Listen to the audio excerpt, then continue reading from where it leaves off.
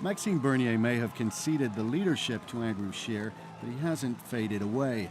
Already booted from the shadow cabinet for disagreeing with Scheer over trade and supply management, the latest controversy involves a string of tweets in both official languages. He's embarrassed Andrew Scheer, and he's embarrassed every Conservative in the country.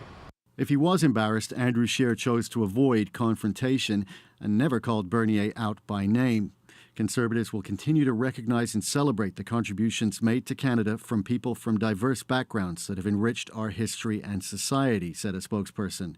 Conservative strategist Chad Rogers says it's a rehash of another failed leadership strategy that sought to tap into white anxiety. Max Bernier's decided to turn to that playbook and pull Kelly Leitch's discredited campaign plan out of the garbage bin.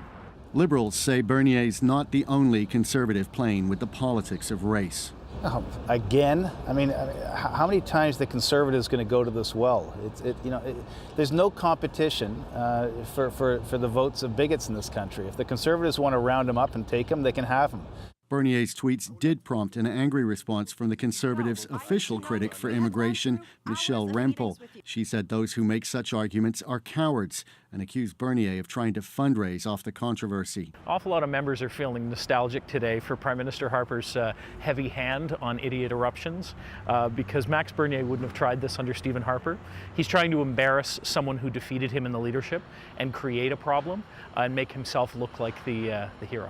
Youth will not! Also significant is the timing. Bernier chose to send his messages on the first anniversary of the riots in Charlottesville, Virginia, a milestone for people who believe whites are under some kind of cultural attack.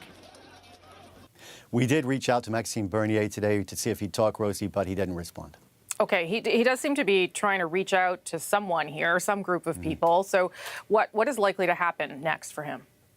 Well, even if Andrew Scheer reacted quite mildly, there are people in the caucus who are quite angry with Bernier. And if 20% of them were to get together and write letters calling for his standing to be reviewed, he would potentially be at risk of being ejected. The next time the caucus meets is next week. But obviously, he thinks there is a constituency for this kind of politics, and he's making a play to be its leader, whether inside the Conservative Party or outside of it. Okay, we'll see if he says all this in front of a camera sometime. Thanks, Evan. Appreciate it. Thanks, Rosie.